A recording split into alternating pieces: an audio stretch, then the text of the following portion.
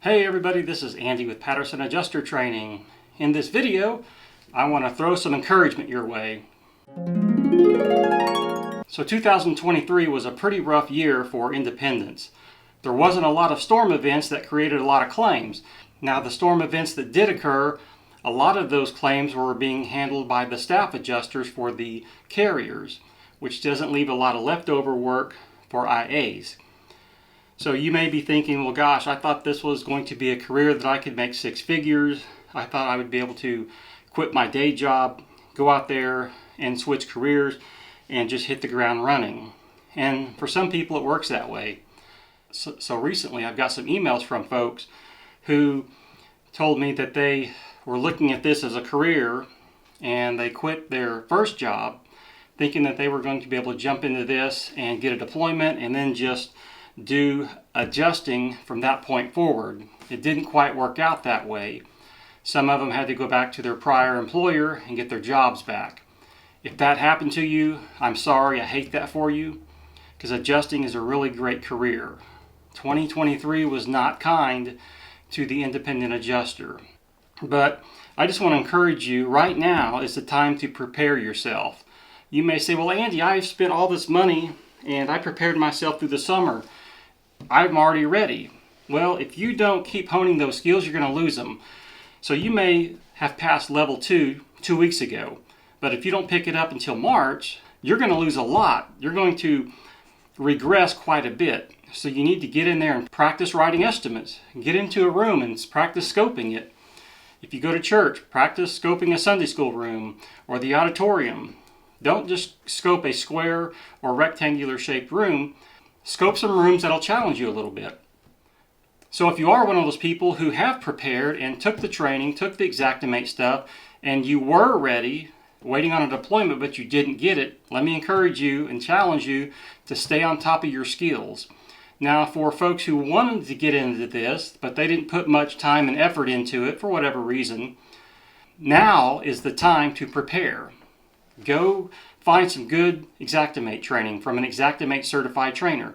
Go find some scoping training. One of the biggest things that I see facing our industry is a lot of adjusters will focus on Symbility or Xactimate and think, okay, cool, I've got my level 2, I'm good to go. That's not true. That's part of it, but if you walk into a building and you can't identify what product is on the wall, or you can't identify if this product needs to be repaired or replaced, you're at a disadvantage. You're probably not going to write an accurate estimate. So go to Lowe's or Home Depot or a big box store, walk around the lumber department and just look at the different materials of roofing especially. Look at a vent cap, look at a power attic vent, look at turtle vents, look at the plastic, look at the metal turtle vents, look at turbine vents. Get yourself familiar with the materials that you're going to see on a claim. Now, some of you are thinking, well, I don't need to know that because I'm a desk adjuster.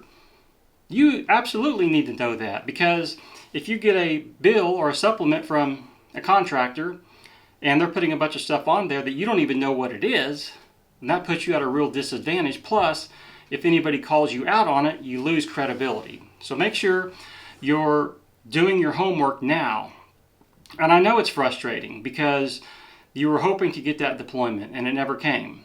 And now you're frustrated. If I can encourage you at all, just hang on a little longer, be patient.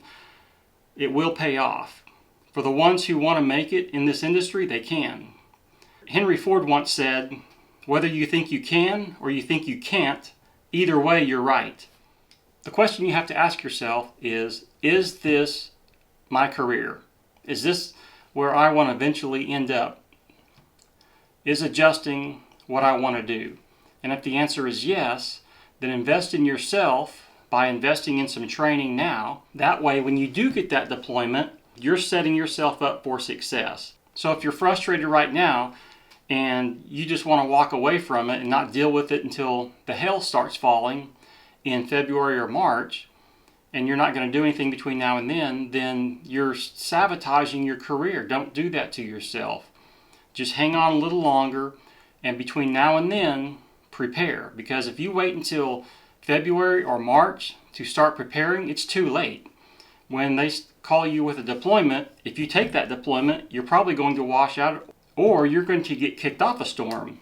Either one of those has the potential to kill your career before it ever gets started.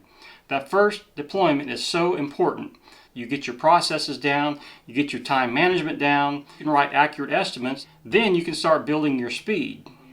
I know what you're thinking, Andy, sounds like you're just rambling on, and I am. I don't have any notes or anything, I just turned the camera on because I felt like I should do a video just encouraging some folks out there. If this is your career, stick with it. Do what you got to do to stick with it until the hell starts falling. I have a video that talks about the 5 steps to becoming an adjuster, but this video is for somebody who's discouraged and is thinking about just giving up on even pursuing this anymore. You're thinking it's not worth it, I'm never going to get a deployment. Just stick with it, prepare now, and then your hard work will pay off. Anyway, guys and gals, I hope this video helps. I will see you in the next one.